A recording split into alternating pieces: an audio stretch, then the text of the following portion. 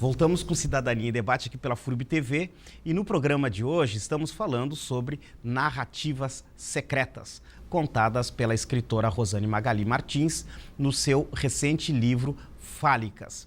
No bloco anterior, a gente estava falando aqui a respeito da sexualidade, do corpo feminino, do corpo masculino, mas no Brasil o orgasmo feminino era uma discussão que não era aberto. A escritora e poetisa Clarice Lispector, lá nos anos de 1960, na revista Cláudia, ela faz uma reportagem a respeito do orgasmo feminino. Causou um espanto, imagina, nós estávamos passando por um momento complicado. Essa discussão ainda é complicada de lidar hoje? Ou mudou bastante? Como é que eu posso dizer? A gente tinha um momento de muita repressão, né? Era repressão política, repressão sexual, era uma repressão completa na década de 60, 70, lá pelos 80 que a gente começa a ter a liberdade, né? Com a abertura democrática brasileira, e aí começou a se retomar algumas discussões. Mas, por exemplo, tem gente que diz assim, não se deve discutir feminismo hoje. Precisa se discutir feminismo, sim. Santa Catarina é o estado com o maior número de violência e estupro contra a mulher, hoje, em 2013. Né? Então, o que está acontecendo? Onde é que está esse desencontro? Os homens estão mais tarados, estão sendo mais aguçados pelos meios de comunicação, estão sendo mais erotizados pelas redes sociais. Por que o homem se acha no direito de estar querendo copular com a mulher sem que ela queira, né? E, ao mesmo tempo, os homens mais violentos e agressivos, né? Quando a mulher o trai também, batendo, matando. Em Blumenau isso também está recorrente. Assim como as mulheres agora também querem ter o direito, né? Então, ela quer ter o homem também à sua disposição. Mas eu acho que o passo não está bem cadenciado ainda, a dança não está sendo executada. Eu vejo, por exemplo, nas revistas, essas revistas voltadas ao público feminino. Encontre seu ponto G e ajude a dar mais prazer para o seu homem. Mas assim, são dicas, são coisas assim técnicas, mas eu acredito que tanto a sexualidade, o erótico e o prazer, a gente encontra nas relações. Eu posso ler esse livro, eu posso ler o livro da Clarice Lispector, eu posso ler Simone de Beauvoir, que eu adoro, e posso ler um compêndio sobre o ponto G. Mas se eu não praticar, se eu não exercitar isso, eu nunca vou saber o que é. É só uma teoria. Então, nessa falta de harmonia na dança desses novos casais, os meninos, as meninas, eles estão experimentando também outros viés, menino com menino, menina com menina, buscando coisas que eles não estão encontrando naquele padrão usual de papai e mamãe que os antecedeu, né? Então a gente está numa época assim de muita curiosidade e em busca desses prazeres. Aliás, aquilo que nós não devemos contar fora da nossa intimidade, não está sendo contado aí nas redes sociais? Meu Deus, é uma hipocrisia tão grande. Então o teu livro já nem é tão secreto assim? É assim, as histórias que eu conto não são. Elas são inéditas, tá? Pelo menos para os meus leitores. Mas na vida de algumas pessoas é uma coisa que já foi vivida. E com esse enfoque que eu dou, não está na rede social, obviamente. Na rede social tem muita exposição de corpo, na internet tem muito. Por exemplo, tu quer ver um filme pornô de 3 homens com 3 mulheres, tu vê. Sim. Mas aquilo ali é uma coisa que está além do prazer. O sexo mecânico é só um sexo mecânico. Aliás, essa erotização que a gente vê nas redes sociais, na publicidade, de que forma isso pode atrapalhar a vida da criança e do adolescente? E que papel você acha que tem os pais nesse jogo todo? Eu me lembro que desde muito cedo, eu tenho 3 filhos, né? Cada um a cada 8 anos. E desde cedo, quando eles começavam a se alfabetizar, tinham assim 8, 9 anos, tem os livrinhos infantis, o que toda menina tem que saber, mas tem vergonha de contar para o papai e para a mamãe. Então, ali era um livro que falava, está nascendo pelo, está dando vontade de passar a mão na área vaginal, o teu pênis ficou duro. Então, eu sempre conversei sobre isso com os meus filhos, na tentativa de desmistificar, de não fazer isso um tabu, de não deixar que uma menina menstruada menstruasse e não soubesse o que era uma menstruação, o que é o óvulo, né, produzindo ali, se preparando para gerar um bebê. Então eu sempre fiz isso e sempre também forneci, olha, tem anticoncepcional, tem camisinha, tem formas da gente se prevenir, para tirar um pouco desse peso da sexualidade pecaminosa que deixaram para nós como herança, né?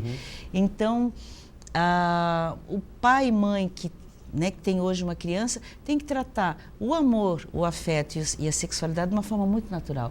Porque nós transamos, nós fazemos amor, quem não faz está com algum problema, ou hormonal ou de parceiro. Porque o normal é a gente ter uma relação sexual, uma relação afetiva, uma relação amorosa. Saudável, pode né? viver na mesma casa, pode viver em casas separadas, pode se encontrar de vez em quando, mas todo mundo está buscando isso. Todo mundo está buscando alguém para te dar prazer. Aliás, Ninguém busca alguém para não dar prazer. Aliás, é um papel que a escola deve trabalhar melhor, né? Mas é complicado. Tu viu que o governo Dilma tentou fazer uma cartilha tratando a sexualidade, a homoafetividade e a bancada evangélica, né? Fez um escândalo tão grande que eles retiraram a cartilha, dizendo que a gente estaria ensinando todas as crianças a serem gays, lésbicas, bissexuais, transexuais. E a gente não ensina isso. Não adianta, eu não vou ler uma cartilha e vou dizer, virei lésbica. Não existe isso, né? Aliás, a Igreja Católica está dando um passo, creio eu, bem à frente, inclusive ao longo da história da humanidade, quando vem tratar da questão da sexualidade. Aliás, esse Papa, que diziam ser um Papa mais conservador, ortodoxo, né? ele está indo um pouco além, né? É porque precisa, a Igreja... Mas também assim, eu acho complicado. A Igreja ela tem que tratar da fé. Né? É claro que a fé, mas é a fé no divino, em alguma coisa superior. As igrejas não têm que querer mandar na minha sexualidade, nem na sua, nem o... Policiar o corpo, né? Policiar meu corpo. Já basta o Estado não tem que policiar meu corpo. Se, por exemplo, policiar, eu defendo, né, se uma mulher... Né, por determinada ocorrência ela queira abortar, ela que faça o aborto dela, porque o Estado não pode mandar no meu corpo, a Igreja não pode mandar no meu corpo é meu e as crenças são minhas. Se eu quero tratar das minhas crenças, eu procuro uma igreja. Se eu quero tratar das minhas emoções, procuro um psicólogo. Se eu quero tratar dos meus hormônios, procuro um médico. Né? Mas eu acho que cada um tem que ficar na sua esfera. E por muito tempo a gente teve a Igreja atrapalhando a vida de todas as pessoas, né? Por questões de atrelamento ao Estado, de domínio de terra, para reproduzir, a mulher não poder trair o senhorzinho, que é o dono das terras, ela tinha que ser fiel. Né? Então, a gente tem um monte de bobagens que foram feitas ao longo da história da humanidade, ferraram com a vida de um monte de gente, deixaram milhares de pessoas infelizes por conta de uma fé, por conta, né, de um Estado interventor e querendo dominar o nosso corpo. A partir dos olhares, das narrativas, das leituras, enfim, você, para fazer um livro desse, você vai incursionando em outros campos. Mas a partir disso tudo, que olhar você tem sobre a monogamia, que hoje é um assunto em discussão já? É um assunto em discussão. Eu converso muito porque a gente tem um grupo feminista em Blumenau, Casa da Mãe Joana, que tem meninas lá, né, que discutem o feminismo, discutem todas as formas de feminismo, todas as vertentes.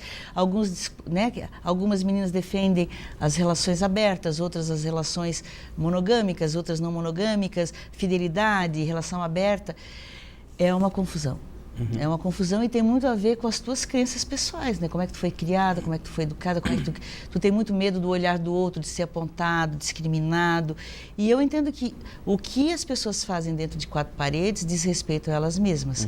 Então eu conheço muitos casais heterossexuais monogâmicos que fazem bizarrices, né? Bizarrices ao olho de uma pessoa mais pudica, que fazem oral, anal, não sei o quê, né? Equipamentos. E tem pessoas que a gente acha que são bem certinhas, tal, que também tem sua mulher, seu marido, mas tem relações abertas para eles, né? Porque o parceiro às vezes não sabe. Então a gente está numa construção dessa nova sexualidade, na construção das novas famílias. Eu, como advogada, eu percebo isso. Hoje nós temos novas famílias se organizando de todos os tipos e as novas sexualidades que estão vindo aí né? É um menu muito amplo, que as pessoas podem ousar pensar fora do quadrado, papai, mamãe, igreja, casamento, porque daqui a pouco a gente morre e... E as relações, elas passam por essa discussão sobre o sexo? Ou você acha que muitas vezes os parceiros fecham os olhos para isso? Fecham os olhos. Eu sou advogada, então muitas vezes as pessoas que vêm me procurar, eu trabalho muito na área de direito de família, né? Elas vêm com uma demanda de uma separação, né? Eu não quero mais viver com essa pessoa porque ele me traiu. Tá, traiu, mas você ama, não ama? Não, eu gostava, mas ele me traiu. Tá, mas a traição é só um ato sexual, ele te traiu afetivamente, ele deixou de te amar, ele deixou de... Sabe? Então, a gente tenta discutir e dissociar às vezes, porque o amor pode ser uma coisa e o sexo pode ser outra. Isso passa por uma posse do corpo, né? Passa. Nós ainda somos obcecados. Eu tenho uma relação com alguém, ele é meu e ele não pode ser de mais ninguém. E por que isso? Eu posso ter uma relação afetiva com uma pessoa e não ter o domínio sobre o corpo dele, mas é uma coisa bem punk para se discutir nas relações.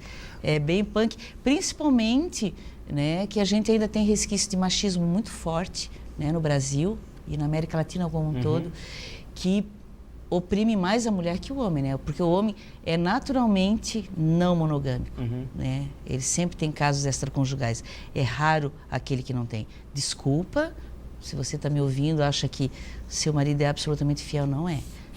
Não é. Então. E a gente é que é, né? Se você quer saber um pouco mais, está aqui o livro da Rosane Magali Martins, e ela faz umas provocações e umas reflexões aqui no livro Fálicas. Rosane, obrigado por ter vindo aqui ao Cidadania e falar um pouco do livro. Obrigada pelo espaço, obrigada para você que nos ouviu até agora. Chegamos ao final de mais um Cidadania em Debate, um programa de sindicatos servidores públicos do ensino superior de Blumenau. Quero agradecer mais uma vez a presença da escritora Rosane Magali Martins, que falou do seu mais recente livro, Fálicas, que já está nas bancas. Também quero agradecer a você que esteve ligado no nosso programa. A gente volta a se encontrar para um novo assunto na próxima segunda-feira, aqui pela FURB TV. Tenham todos uma boa noite e uma boa semana. Tchau.